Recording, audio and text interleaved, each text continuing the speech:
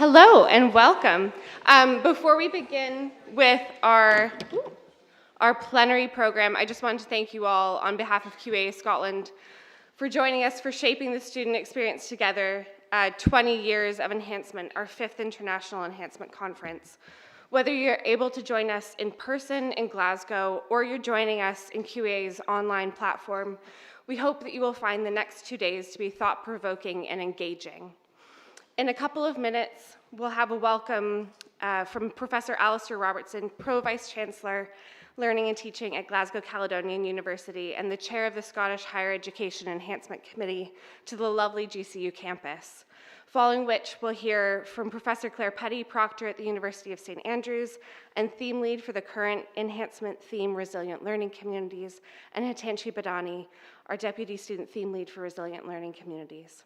Before I bring Alastair, Clare, and Hitanshi up, there are a few pieces of housekeeping that I wanted to cover with you all. For in-person delegates, we're not expecting any fire alarm tests today, so if you do hear a fire alarm, please exit the room that you're in and move to the nearest fire assembly point. You can find these on the back of the doors for each room. It is incredibly hot here in Glasgow, as I know all of you are aware in this room. There is accessible cold-free water throughout GCU's campus. You can find it in front of the washrooms on the ground floor, and we can also provide you with anything, any cold water if you need it, so please do ask.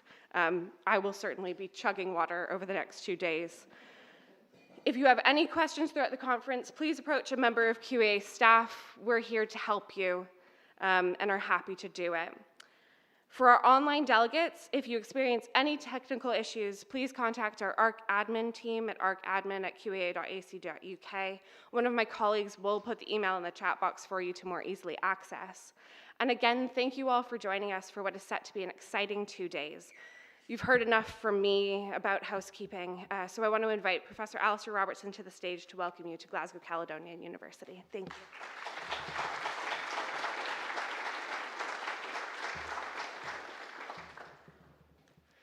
Good morning, colleagues. Welcome, as I say, to QAA Scotland's 5th International Enhancement Conference. Now, I think I'm right in saying that the last QAA Scotland International Conference at GCU was pre-COVID back in June 2018. And again, if memory serves me right, the sun was shining. The sun always shines in Glasgow.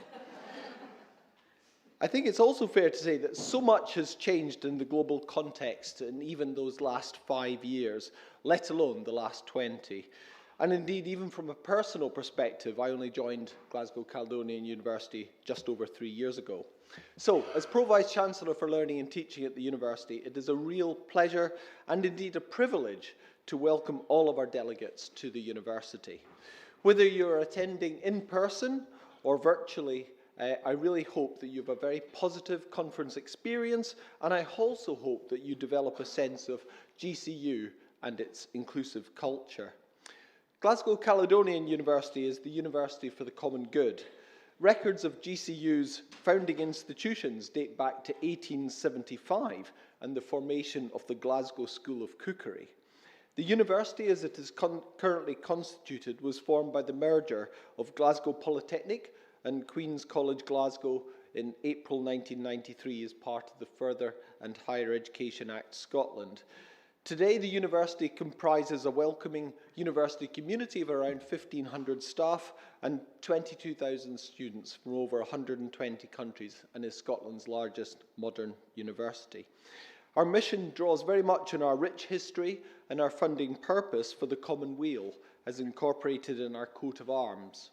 Our ambitious vision is that by 2030, Glasgow Caledonian University will be recognised as a world-leading university for social innovation. The university is committed to social justice and environmental sustainability, and we were amongst one of the first institutions to utilise the UN Sustainable Development Goals to provide a guiding framework for our implementation of Strategy 2030. I think it therefore feels to me very fitting that the University for the Common Good is hosting this celebration of 20 years of Scotland's enhancement-led approach to quality. And I really feel there's great synergy between the ethos of my university and enhancement. So reflecting on the significant changes that we've experienced in all aspects of our lives since the last GCU hosted Enhancement Themes Conference, I think it's also fair to say that there is great synergy with the current enhancement theme of resilient learning communities. All of you here today have proven your incredible resilience and professionalism throughout the challenges of the COVID-19 pandemic and subsequently. Coming together over the course of the next 2 days, I really believe and hope that our community will leave collectively and indeed individually stronger and motivated for the inevitable challenges and opportunities that lie ahead. I hope you have a fabulous conference and look forward to discussions over the next 2 days. Clare and Hitanshi.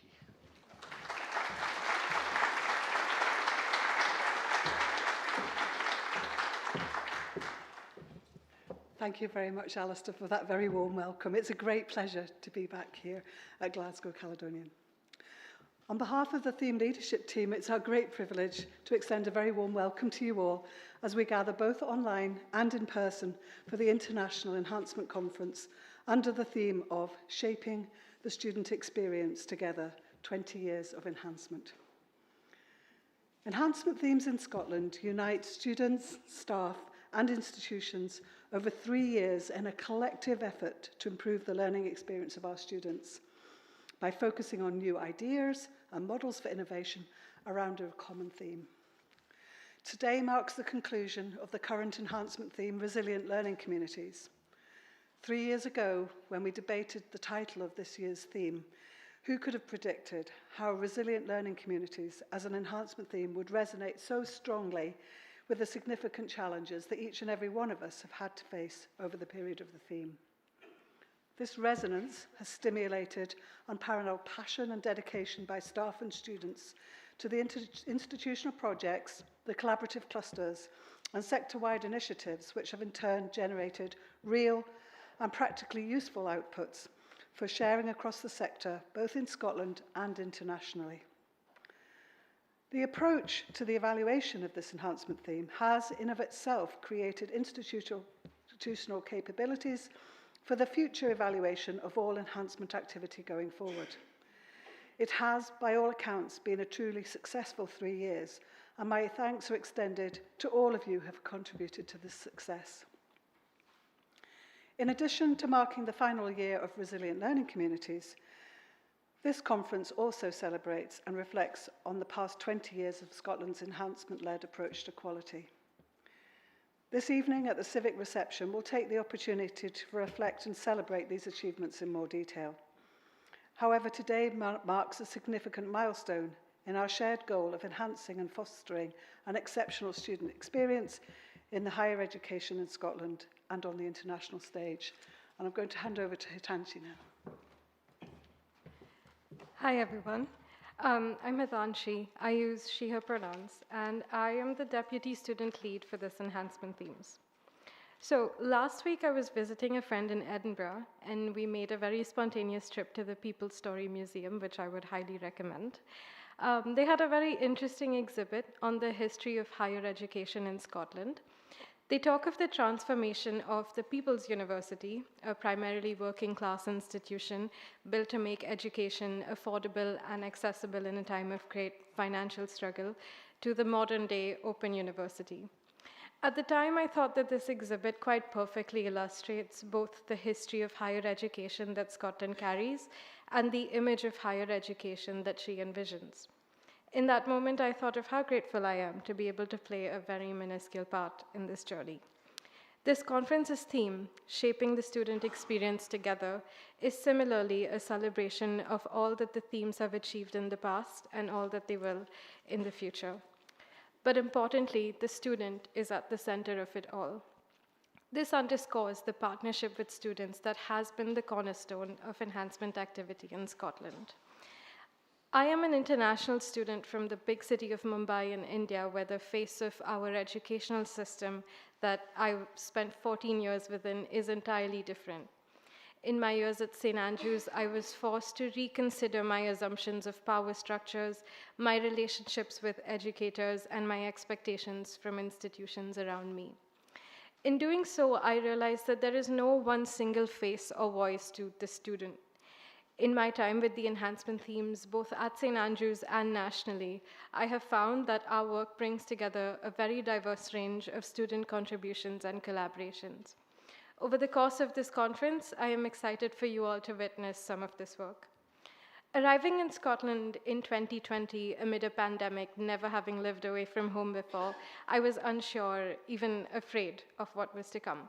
Yet both Scotland and the enhancement themes have offered me with spaces that have helped me grow, learn, and feel slightly less homesick. And though I acknowledge that this is a privilege for me to be able to say, I have learned that the success of any educational institution is characterized by the nature of the spaces and communities it creates. This is something that I will keep with me and hopefully bring back home, lending a very small exemplar of the themes' international impact. As Clare and I open this conference on behalf of the leadership team, let us recognize the voices that contribute to the student experience.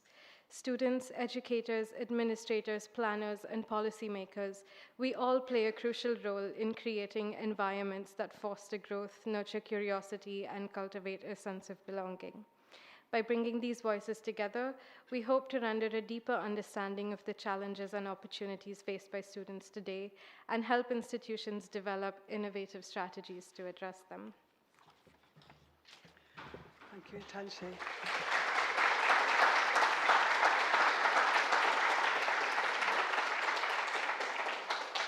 I'm so proud of our students.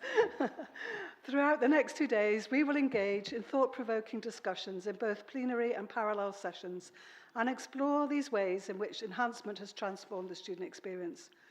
We'll learn from the successes and challenges encountered by us, and together we will pave the way for a future where every student thrives regardless of their background or circumstances. Moreover, this conference will offer a unique platform for us to network and collaborate. It's an opportunity for us to forge new connections, exchange ideas, and establish partnerships that will go way beyond the confines of this conference. Together we can build a global network of like-minded people and unite our commitment to enhance the student experience. I extend my deepest appreciation to the conference organisers, the Quality Assurance Agency Scotland, to our hosts, Glasgow Caledonian University, to all the speakers and chairs, and to you, the participants who contribute to the success of this conference. Your dedication, passion, and expertise are invaluable in shaping our future. I'm confident that the discussions and insights shared in this conference will inspire us to continue striving for excellence, inclusivity, and innovation. In opening this conference, let us embrace this opportunity to learn, collaborate, and shape. May this International Enhancement Theme Conference be a catalyst for transformative change, fostering a community that's committed to the success and the well-being of every learner. Thank you very much.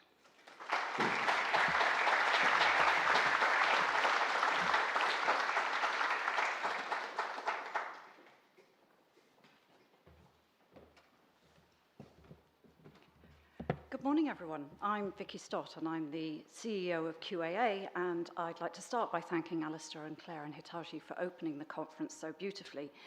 That meeting that Clare was just recalling, where the debate of the enhancement themes and its title was set, that was one of my first meetings in Scotland after I joined QAA, so it's a particular delight to be here this morning to welcome you all to this 5th International Enhancement Conference, which is a highlight in the annual calendar for the Scottish higher education sector, particularly this year, as we also celebrate 20 years of the enhancement-led approach. This pioneering sector-wide commitment to placing enhancement of the student experience at the heart of everything has not only contributed towards an excellent experience for students in Scotland, it's also looked upon by colleagues in the rest of the UK and internationally as an exemplar of best practice. Over the next 2 days, you will have the opportunity to hear from a range of voices from the Scottish sector and beyond, who will reflect on a wide variety of topics relevant to the central theme of enhancing the student experience.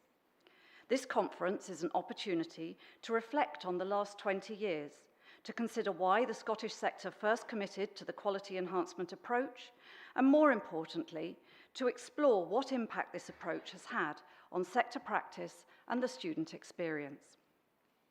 Over the last year, QAA Scotland has worked alongside Dr. Liz Austin from Sheffield Hallam University and Dr. Stella Jones-Devitt from Staffordshire University to evaluate the impact of the current enhancement theme, Resilient Learning Communities, alongside the impact of the 20 years of the enhancement themes in Scotland.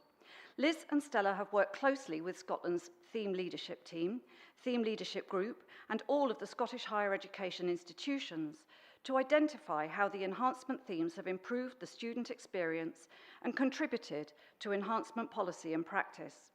Later today, they will present successes and lessons learned from the evaluation of the enhancement themes, and they'll discuss the future implications. This focus on impact evaluation is particularly timely for the Scottish sector as you prepare to embark upon an ambitious journey towards a tertiary-wide approach to quality. Over the last number of years, the Scottish Funding Council has worked with the sector to explore what quality could look like on a tertiary-wide basis, and we're now in an exciting period of co-creation to determine exactly what that journey is going to look like. QAA Scotland is really proud to recently have been commissioned to take forward key work streams of this important tertiary quality project. And we've already begun to engage the sector in discussions on what enhancement in a tertiary-wide level looks like, and how we will all work together to deliver a common approach to quality enhancement review across Scotland's colleges and universities.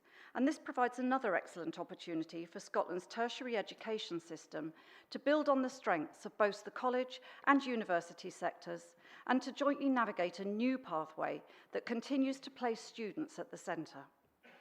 Later today, we'll hear from Graham Day, Minister for Higher and Further Education in Scotland, who will share his thoughts on the future of tertiary education in Scotland. QAA Scotland is committed to working closely with the Scottish Government, with the SFC, and with colleges, universities, and sector agency partners as we move forward with this valuable work. Indeed, QAA's commitment to a tertiary-wide focus is reflected in our recently published strategic plan, which commits QAA to serving the needs of institutions across the tertiary sector. Of course, as well as marking 20 years of the enhancement approach, this conference also marks the completion of the Resilient Learning Communities enhancement theme.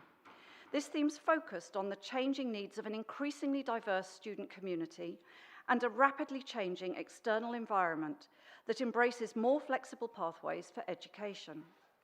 We will hear from many of the project teams that have contributed to activity under this theme at the conference, but I just want to take this opportunity to recognise all of those who have helped to deliver upon the sector's ambition over the last 3 years. None of this work would have been possible without the commitment of institutional teams, members of the theme leadership group, and the Scottish Higher Education Enhancement Committee, SHEEC. A special thanks must go to the members of the theme leadership team who provided excellent leadership for all enhancement activity under this theme. Professor Clare Peddie, Professor Ruth Taylor, Alex Headland, Andre Kucharak, Heather Innes, and Hitanshi Badani.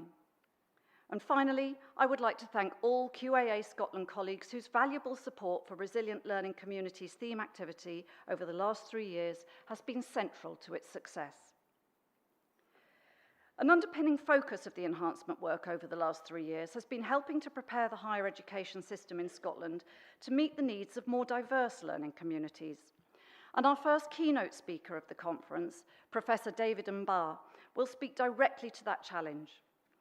Professor Mba is the Deputy Vice-Chancellor, Research, Knowledge Exchange and Evaluation at the University of the Arts in London. Prior to joining UAL, he held senior positions at De Montfort University, London South Bank University and Cranfield University. He's a senior fellow of the Higher Education Academy and is strongly committed to social justice.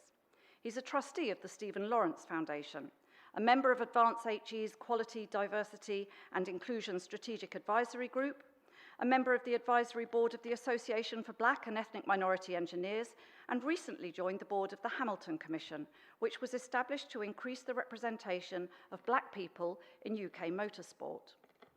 Professor Mba is also a member of the Black Leadership Group, who have engaged closely with college and university leaders across the UK over the last 12 months to explore the implications for tertiary education of the rapidly changing nature of the UK population presently and into the future. By 2030, it's estimated that 1 in 3 of all UK domiciled undergraduate students will come from Black and minority ethnic groups. And we can already see evidence of this demographic movement in the student pipeline, reflected through Scotland's compulsory school population, with clear implications for universities and colleges in Scotland. The work of the Black Leadership Group has been of significant value to the sector, and I am really looking forward to hearing their reflections on how the tertiary education sector in Scotland can ensure access and equity through the student experience. Over to you, David.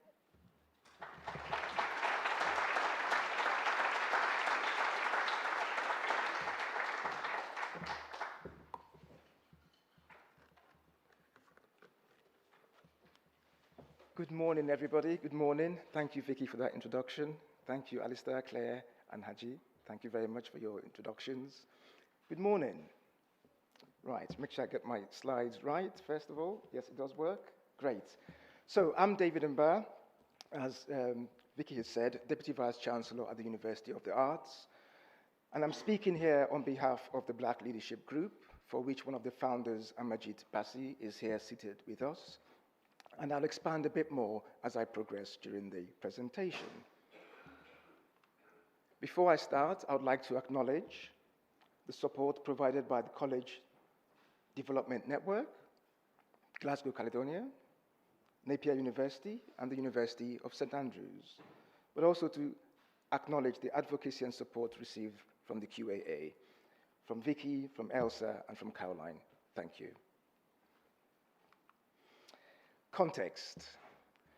So I'm going to speak about, it's quite a large, broad topic, and I'm going to approach this in this way. I will speak for about 30 minutes. I will begin with the context of what the demographics look like in Scotland, what the trends look like. Then I'll begin to narrow down into socio-economic conditions. And from there, we'll begin to pivot into education. As Vicki said, the Scottish Government are taking a tertiary approach, so I'll try to embed some of that in my presentation. Excuse me.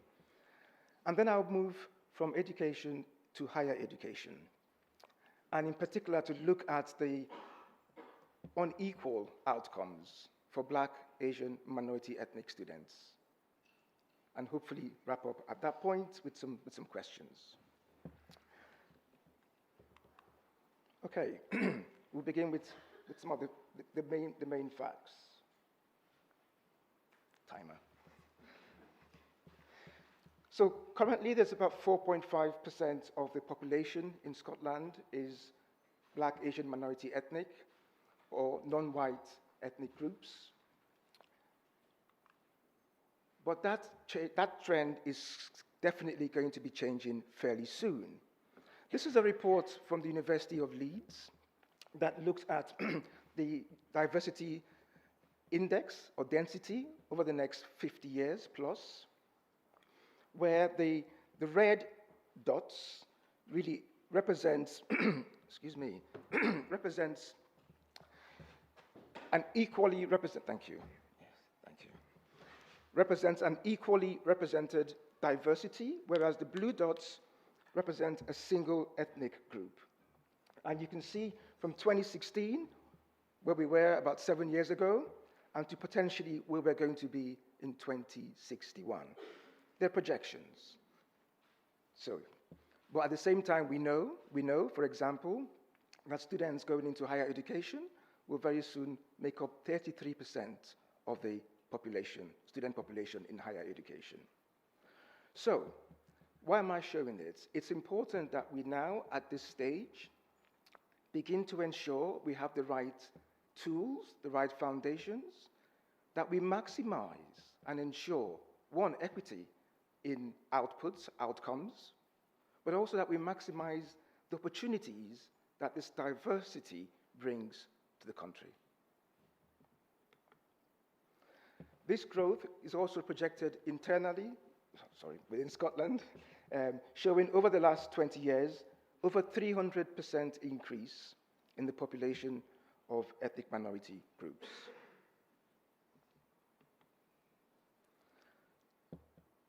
But these groups do have a significant purchasing power. A report by McKinsey 2020 with the key outcomes identified in bullet points on the slide. 300 billion per annum in purchasing power as of 2020. Significant addition to the UK economy. And the report has shown, and it's not the first report to show this, that companies that have a racial and ethnic diverse group, i.e. at all levels from leadership down to workforce, end up with higher economic returns. Black, Asian, minority young people account for 20% of the population 24 or below, and it's going to be 1 in 3 in 2051. Again, reiterating the comment that Vicki made earlier on. That's now.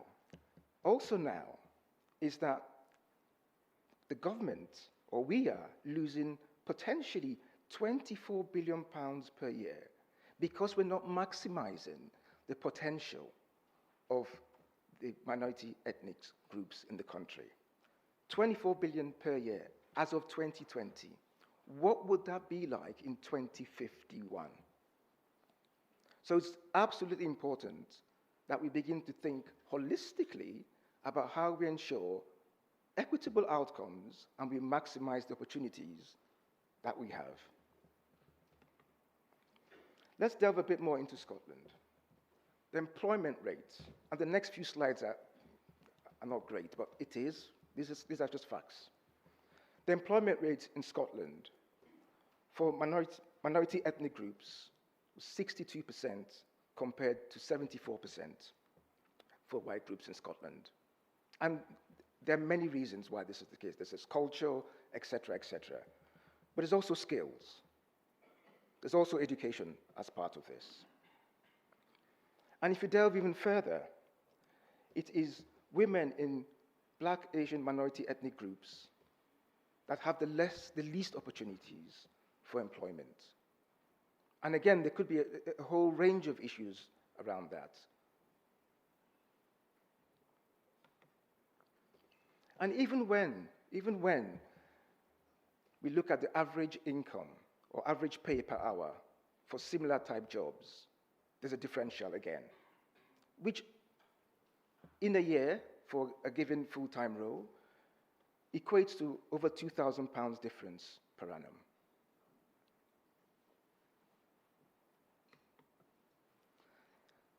So it's no wonder why, perhaps, the ethnic groups are in poverty within Scotland. I've taken this picture from a Scottish Government report which says that over a third of the minority ethnic groups are in poverty. A third. And how does this then begin to translate to primary school for their education, higher education? We see exactly the same issues, the same scenarios.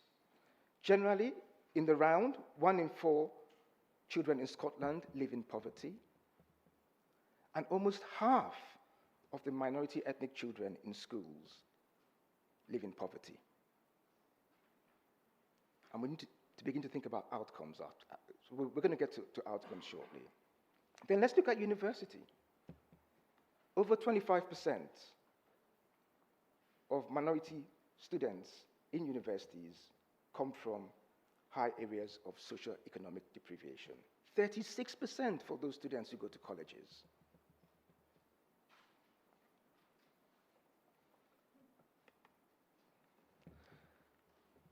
It hasn't changed for over 2 decades. And we're going to see something similar when we come to higher education. With the increasing population, minority ethnic population, particularly over the last 2 decades, we can see that now, if anything, the poverty rate is on an upward spiral. So what role does education, both primary, secondary, and in particular university, what role do we play to try to address, stop, intervene this cycle? Over 20 years, and it's not as if the Scottish Government haven't been trying. I mean, I haven't read all of these, but you could find a lot of Well, you should read before you present, shouldn't you? Everything, that's an academic expectation, yes? Yes. So the government does know about it, and they're trying, and, excellent. That they should be trying. And some of these reports are very, very insightful. It informed some of my presentation. But what's not changing, and why is it not changing? So, at this point, I'm going to begin to pivot towards education aspects. And we spoke about the Black Leadership Group earlier on. This is a group that was put together by Amajit and some other colleagues from FE. These were principals and CEOs of FE colleges who decided to do something about some of the inequalities. And they put together this group. And clearly, for us to begin to change some of these socioeconomic conditions, education and skills begin to play a role. The mission clearly is to eradicate racism. I think it's very simple, very clear, and the focus is there. And I'll come on to a bit more later on as to what it is that could be offered as part of this initiative. So let's look at the education within Scotland again. What it shows is that young people, over 95% of young people, aged between 16 to 19, from minority ethnic groups, are participating in education, employment, and training. So there's a willing to engage, to improve to improve socio-economic conditions. 95%. And in terms of achievement at school, pupils of Chinese origin achieved over 96% in terms of the highest achievers at school. And Black, African, Caribbean, 95%. So we have achievers, but something happens when they move from school to FE to HE.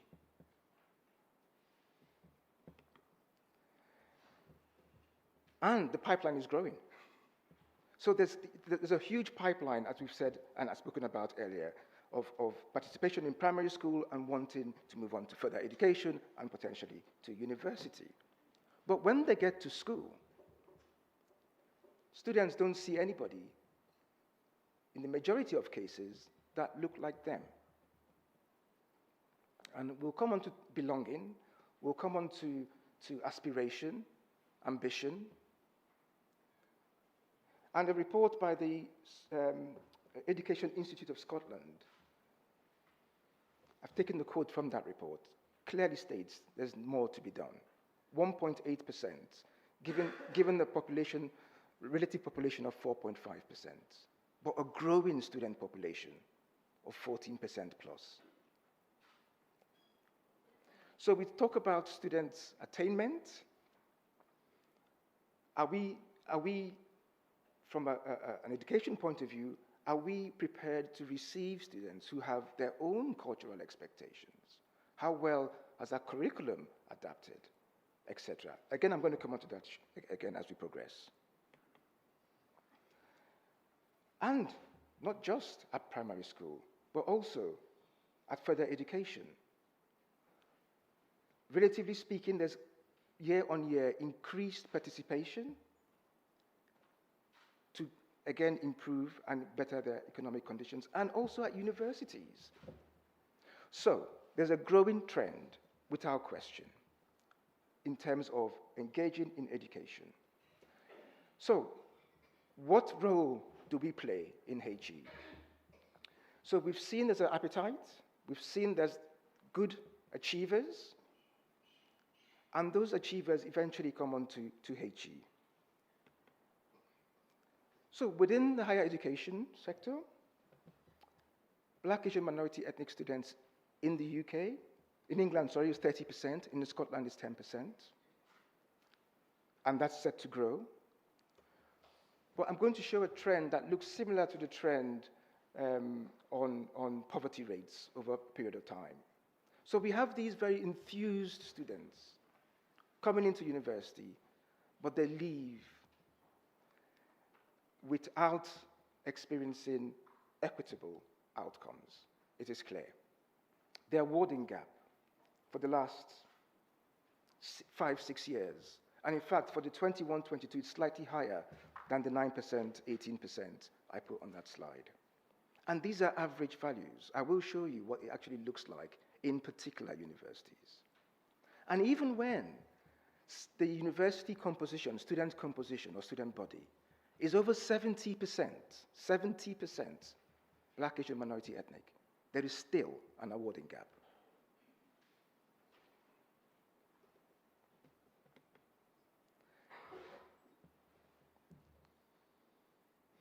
In such a scenario, you really have to ask yourself, why and what? And a lot of work has been done on this by the sector, Universities UK, Advanced HE, and I've taken a report that Universities UK did pull together with the National Union of Students. And it talks, again, squarely on not having a teacher who looks like me, a sense of belonging, aspiration, engagement, and attainment. And in HE, we know the issues around continuation. Not just the fact that we've lost a student who's perhaps decided to stop, but also the financial implications of that for the university. But there are reasons time and time again why this is the case. Again, another report by the Equality and Human Rights Commission about racial harassment and how staff, till today, I was at a conference in Leeds Trinity University 3 weeks ago, and it was a student panel of Black, Asian, minority ethnic students speaking about experience. And it's hard to still listen to what's going on even now. So it might say 2019, but it actually hasn't changed.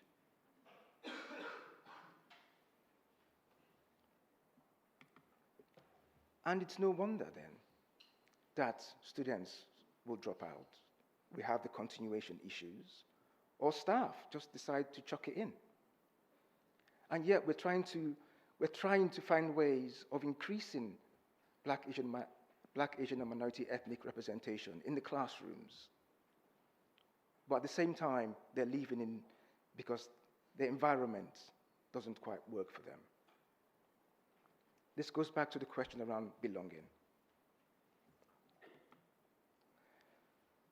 In 2021, Universities UK published really a good report that stated the HE sector was institutionally racist. It said it. The chair said it. And it made some recommendations, which I'm going to come on to shortly. But at the same time, I went back to 2009, to look at an Equality Challenge Unit report then, and look at the key recommendations that came out. And you have to ask ourselves, again, going back to that poverty graph that I showed earlier on, have we actually made any changes? So that's what, 12, 13 years apart, given that perhaps it's taken a year, year and a half plus to write the report, so you could say nearly 15 years. Leadership, number one, nearly the same requirements. Training, unconscious bias, the same, from 2009 to 2021. Mentoring, again the same. So we're saying the same things over and over and over again, but nothing is actually shifting. And for me, the big indicator of this is the attainment gap and the awarding gap, because that is the output in the end.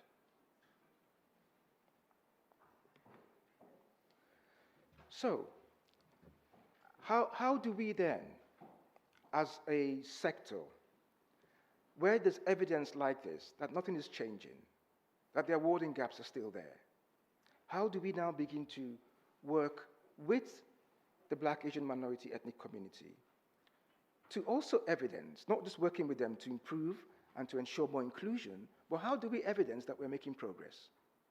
How do we quantitatively evidence that change is actually happening? Otherwise, it's just going to be yet another report that looks great on the shelf, but no drive behind it. And that's where this ethnic representation index was put together. And this is about how we can see quantitatively what institutions are doing to either improve representation, to address student experience based on ethnicity, to look at senior leadership, the ethnic composition of senior leadership, from governors to the executive. And it's based on trying to quantify progress that universities are making, both in terms of representation, but how that representation is relative to their student cohort. It also identifies any strategic initiatives that universities are doing. Now, I will go through some of the outcomes of this, but I want to show or mention that to get this information is not easy. You can get some data from HESA, the Higher Education Statistics Agency, but I've had to lend to FOI. I've FOI'd probably all your universities. In fact, I've FOI'd every university in this room. Sorry.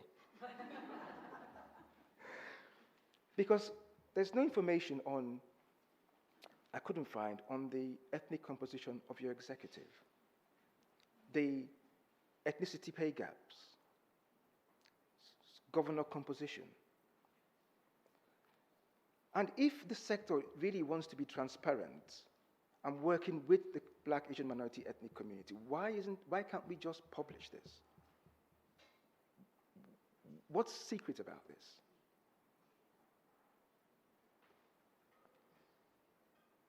And even the Office of Students, just to get the NSS outcomes by ethnicity, I had to FOI anyway. I can tell you stories about FOIs. So I'm just going to show what that report outcome was. So we published that report in December last year, and it's for the 1920 academic year. But this is what it shows for Black, Asian, minority composition and for Black students. It shows, as you can see, a huge, for Black, Asian, minority ethnic students, 32%. It begins to taper to academics, to professors, to governors, and to the executive. And that's where I'm quite keen to do a bit more pushing. So when students, ethnic students, talk to their universities, and they have all these sessions, listening sessions, and their hope is that something changes or some change happens based on the difficulty of narrating some of their challenges. I know what it's like to be at executive board. I know what the tensions can be and how you need to balance some of these things. But there's a lived experience that I can bring to my board. And I ask the question then of others, how diverse is that board that reflects and understands the challenges from a particular minority group? And the same tapering can be seen for Black students. What does it look like in Scotland? In Scotland, Black, Asian, minority ethnic students are 10% of the population, student population.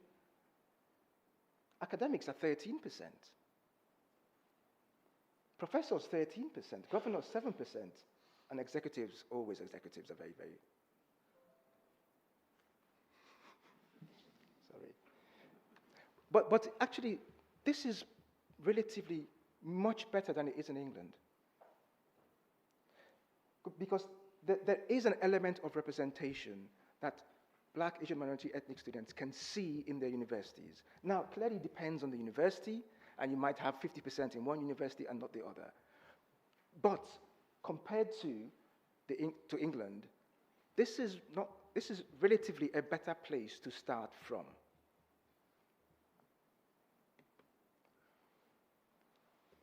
So this is data that we're going to be publishing later on this year.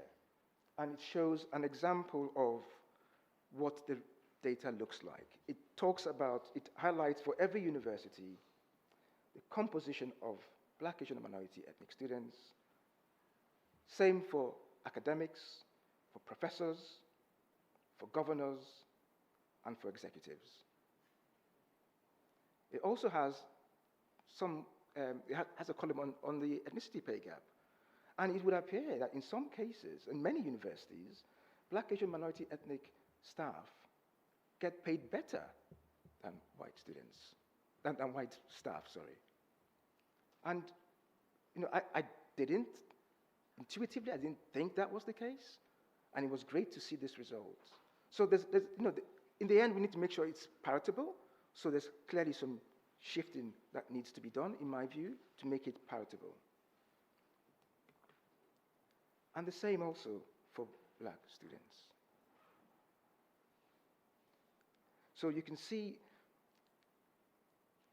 it gives a lay of the land, and the report or the report we're going to publish later on has not just for Scottish universities, English universities, specialist universities, the whole lot. And there's a lot more data behind some of this. But it begins to give a flavor of representation in that university. Now, I spoke earlier on about how you could have universities, and this is an English example, where the student composition, let's look at Brunel University, in 1920 had 70+% composition of minority ethnic students, an awarding gap in double figures, 12%. How so there's a lot more than just curriculum, and I'm going to come on to curriculum shortly. But when I showed a slide earlier on, I gave simple examples, I gave average aggregated examples of the attainment gap for Black and Black, Asian, minority ethnic. If you begin to delve into these, into the universities, you see huge, huge gaps. It's even worse for Black students. 45%. I've mentioned this in a few universities. They haven't come back to challenge me yet because it's fact. It is fact. Now, my daughter, my daughter started university this year, and being in HE, I know what to talk about in terms of the metrics, the performance, etc. And we came to the discussion about awarding gaps. What do you say to an enthused, can't wait to get to university? What do you say to that person that really, no matter how hard you try, statistically, you're not going to come out with an equitable outcome? I mean, we have some HE leaders in the room. Perhaps in the question and answer time, you can tell me how to start that conversation.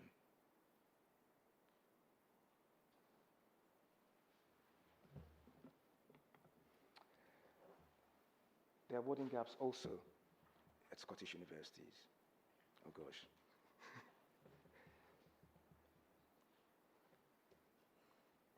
First, in some universities where the gap is actually the other way around, but where they're digital, double digits, I've just put a red background onto that.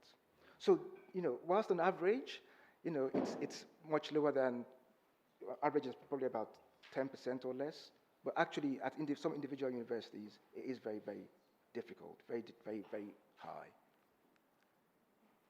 And I'm hoping that perhaps part of this work will be to inform parents beyond just looking at, the facilities in the university, beyond just looking at the estate and thinking, oh, that's great, looking at accommodation, it's all, ensuite, perfect.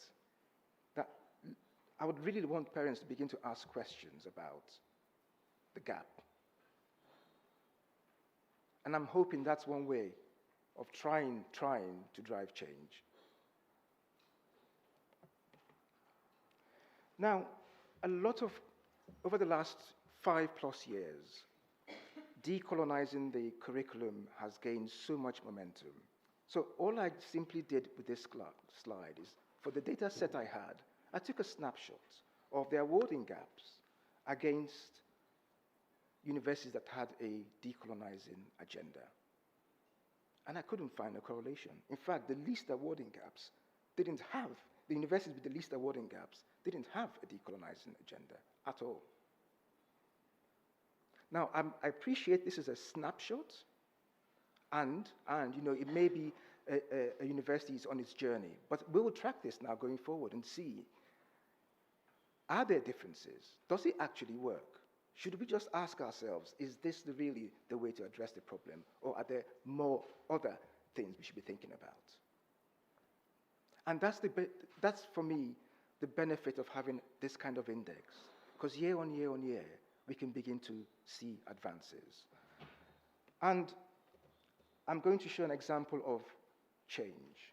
I showed this earlier on. This is the data 2 years later that we're going to be publishing soon. So you can look and you can see Christchurch really haven't made any difference over 2 years. You can see University of Sunderland have taken a significant step change. The question for us is, what has Sunderland done, and what can we learn from that?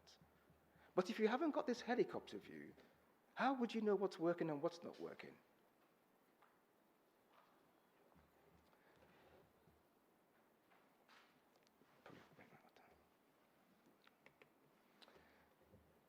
I'm coming towards the end now.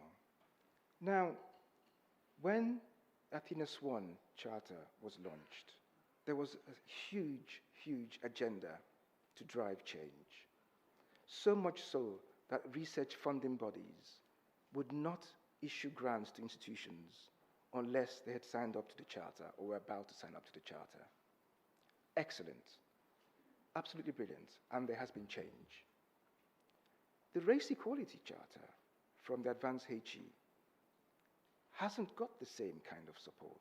If you said to universities that there's no research grants unless you're signed up to a charter or you are making the same kind of progress made with the Athena Swan, there will be change. So let's just think about that. Is that really what this is about?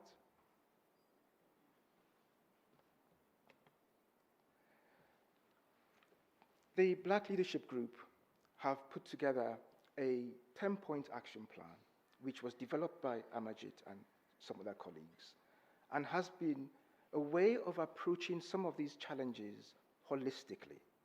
Curriculum being just one part of it, but culture, how we actually even just publish data internally, to be transparent to the communities we want to make feel more inclusive, we want them to belong, but also about partnerships.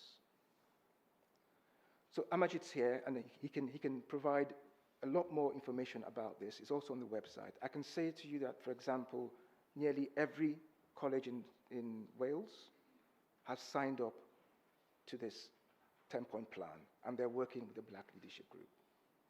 A couple of HE institutions are now moving into the space, and myself and a couple of other Black HE leaders are trying to tailor this 10-point plan for the HE sector. Still work in progress. So, I end by saying, if I just recap, I showed this kind of socio-economic situations that ethnic groups in Scotland find themselves. We can benefit more, i.e. the economy can benefit more as well, if we were to utilize and find ways to make or to upscale and have a more inclusive environment, more equitable outcomes that would allow benefits, not just to the individuals, but also to the economy and to society. We've seen that in Scotland, there's a real thirst for education. There's a real thirst for improving social economic conditions. The numbers are evident. The learners that come out of school with excellent grades, we've seen that the Black, Asian minority students come out with excellent grades. But then they come to HE and you see that enormous gap in attainment. I think this kind of change really starts from the very top. And that's why we're really very, very glad that Vicki and the QAA have been working with us to try and begin to bring some of that change across the sector. So it's a whole organizational approach, leadership from the top, but ultimately in the end, is how you make most of the diverse community in Scotland. I'll stop there. Thank you very much.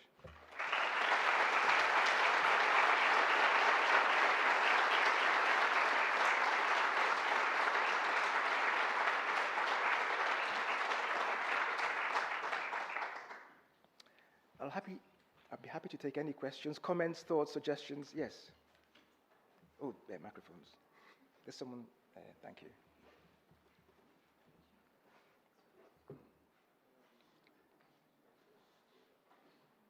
Hi. I don't know how close I have to hold this. I hope that's okay. Okay, perfect. I don't know what the graphs are called, but the ones with the big circles where you showed what the proportion is of BAME and Black, like proportions of different populations. Yes. It looked like there was a much bigger proportion of governors than of professors in both of the circles. Yes, yes. What do you think the difference is in how each of those groups, like senior academics and governors, shape the culture in institutions? Yes, really and good. What's the difference in how you access those? Yes, good question. So yes, the data is the data. Yes, so and in some institutions you have sometimes majority minority ethnic members of the board. Now, the board set the tone for the university, the direction of the university, but the executive implements. And it's the executive that have and the executive also puts forward to the board the plans they have for the future. Now, the governors should be holding the executive to account on issues like this. The question then is, the governors in the end are like anybody else. You know, how well informed are they of the challenges and issues? So, you know, I'm trying to get a presentation with so the governors have, across the country, have their own group. I'm trying to get this kind of a presentation to them, because then they can speak to the executive and ask. So the dynamics between the executive and the governors are there to oversee, generally, to ensure compliance, but to challenge. But if they don't know, they can't challenge. So, but at the same time, if the executive were to put forward ideas about this, I don't think the governors would say no.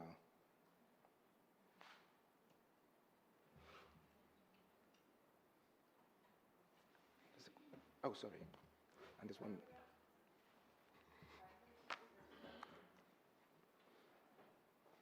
We'll go one, two. Yeah, if you're closer here, so we just. Is that okay? Thank you. Hello. I was just wondering, a lot of this focused on the systematic change, which is definitely at the core of the problems. I was wondering what the average student or educator can do to sort of be involved in the systematic change. Really good question. Very, very good question. I think there are several levels you can do that.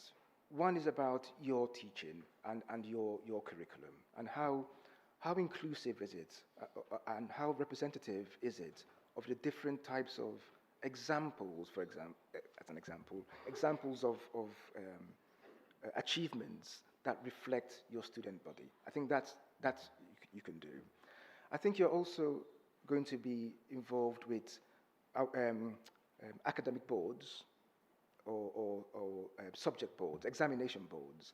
And you're in a position to identify, sometimes you have data on ethnic compositions. You're in a position to say to the committee, this doesn't seem right. Can we take an action? Ask the chair to take an action, either to report that elsewhere or to work within the department or the school to take some actions to try and address that for the next time. So that's something else you can do. Usually universities have academic excellence, teaching and learning group units that help to advance and promote teaching best practice. I think that's a space to go into and to have discussions with colleagues in that area and say, what else can I do within my institution? Because there may be other things going on that you won't be aware of. And you can ask, what else can I do to help with this agenda? And they could point you in the right direction. So I think and the last one is to write to your Vice-Chancellor, but you may not want to do that, it's up to you. But those are things that you can do, you can absolutely do. And if you're really keen to do something, speak to your head of department or the teaching and learning unit and ask. Colleagues, we always welcome willing colleagues who want to help. Thank you. Hi. Mine is a form of a contribution to what you've done. I really enjoyed seeing your slides.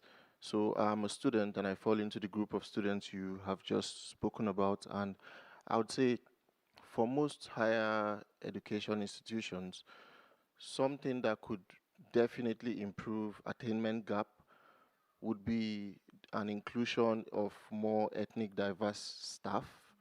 Because I know as a student that the more staff you see on campus who you could relate to as pertaining to your race and your background, your culture, you tend to have more sense of belonging. You tend to feel better approaching such staff for mentorship. Just like myself, I've read through your profile a while ago and I was surprised to see you here today. I enjoyed seeing the things you've done in the aerospace. And if I happen to be a student in your institution, I'll probably one day walk up to you and want you to be a mentor, not because I couldn't have another mentor, but because I would feel better connected. So I think the more institutions have more ethnic diverse staff, the more they would have a better attainment for students, and definitely the finances of these institutions will be better because you would have less students dropping out and not completing their fees. So I think this is something most universities should look into, and kudos for the presentation. Thank you. You've made some really, really good points.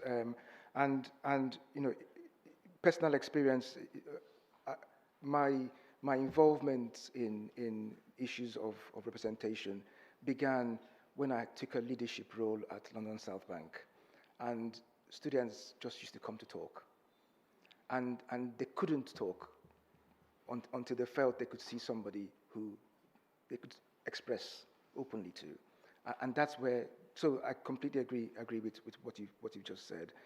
I think the challenge, the challenge that the sector faces, is that we haven't built a pipeline, and it's you can't just take a colleague who perhaps hasn't got the experience at executive level and put in that space. It's about the development from PhD completion, early career researchers, building into academics, and ultimately creating kind of leadership support to ensure that the pipeline carries on all the way to the very top.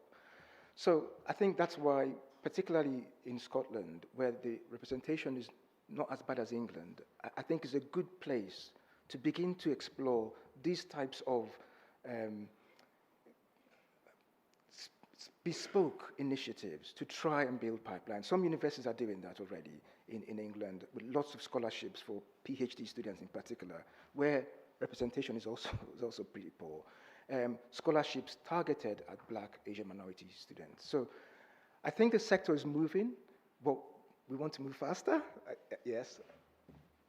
But there's an element of realization that it can't happen that quickly. But if we can take, if we can step back and see that there's change, if we can just see step changes, then fine, at least we know that we're moving in the right direction. It's where you just don't see change that frustration begins to build. And I'm hoping that's why this kind of index can begin to show how some institutions are moving forward and maybe some others are not and need help. But thank you for your point.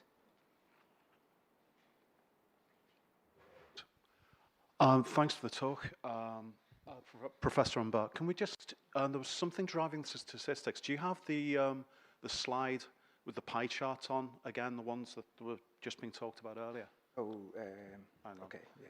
Yeah, that's it. They're more like a Chelsea bun than a pie chart, but you know what I mean. Okay, when we look at the outer ring, students, Now, is this postgraduate and undergraduate? Oh, this is purely undergrad. Oh, it's purely undergrad? Yes. That's interesting, because I'm the program leader for project management at the UWS at Paisley. I was going to defend my institution just earlier, but it looks like we're coming out of this rather well. But the thing is that we've got a very, very large uptake of international students. And although the international market varies from university to university, our international students are predominantly from Asia and Africa. In fact, most of them are from one of 5 countries: Ghana, Nigeria, Bangladesh, India, Pakistan. That's 90% of them. And of course, we have a very, very large BME proportion now in postgraduate study. Now, I'm wondering how that message could be conveyed to a school or an undergraduate population. Yeah. So now I think it's a really good point, and we should clarify what the differences are. The data that the Higher Education Statistics Agency collects, HESA, is UK domiciled ethnicity. So it excludes international students. So if you were to include international students, the representation is even worse, because you'd have a much larger cohort of Black, Asian, minority ethnic students and a relatively smaller academic pool. So, but that data on international there's no regulatory requirement to report that. So I haven't got access to that data. But it then opens up another set of questions around curriculum, how the curriculum reflects, et cetera, et cetera. But this is purely undergrad. For the next report we're going to be publishing in July, we've actually got PGT and PGR. I'm an expert at FOIs, I tell you. Hello, and thank you, David, for your presentation. I'm representing our online delegates today. We have a very interesting comment from a delegate in South Africa to say that this reflects the issues that they've obviously been dealing with in trying to tackle in South Africa for the last 29 years. She says they are making progress, but they've still got a long way to go. So that was her comment. Thank you. And then I have a question here. Is it gone? There was a question about whether your figures include international students, or are they purely UK domiciled? UK domiciled students. All right, that's lovely. Thank you. Thank you. Thank you. I forgot about the online. I should have been looking at that camera, shouldn't I? Brilliant.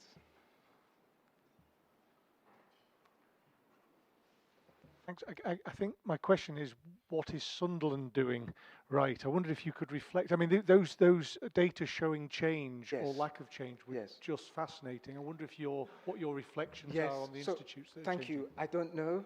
So, I mean, because that data I've shown is just the data we're collecting now for the next publication, but that's the question that we should be asking as a sector. You know, if you had we could explore with them and present case studies, or colleagues who might have, I don't know, friends in Sunderland can ask the question, but it's really who plays that role of identifying from a helicopter view where change has happened, and to then present that kind of change to the sector. I think that's where advanced HE comes in, but I don't know yet. But we'll find out in time. Thank you.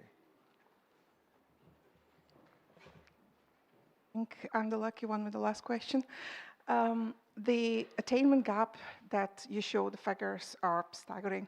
I just wonder, do you have a breakdown of the reasons behind those? Because we could identify at least 1 or 2 things that are the majority contribution for the students dropping out. We could do something. Yeah, so, I mean, I don't have the individual reasons why, but I think the reasons, I mean, if you really looked at lots of publications, either academic publications or just reports online, there's so many reasons, and every institution has its own unique reasons.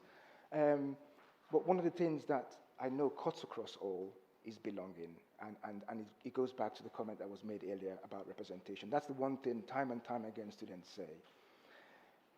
At my discussion with students about 2 weeks ago in Leeds, when I finished presenting some students said, oh, I didn't know about this before. And that's why I think, providing students detailed information of what this means, I think is one way of trying to drive change, because students will walk, and there'll be some financial implications that would then make universities have to address some of these things with a bit more focus. So, yes, yeah, thank you. David, quickly, one more question. Hi, Professor. Thank you for your talk.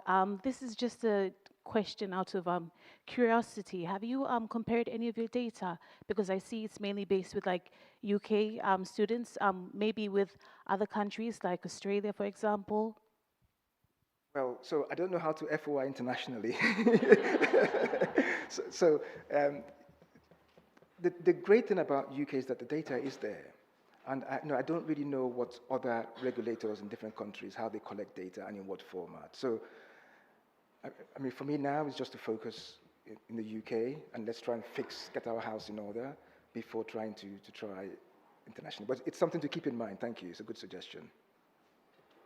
Okay, done. Great. Thank you all very much for your time. Thank you.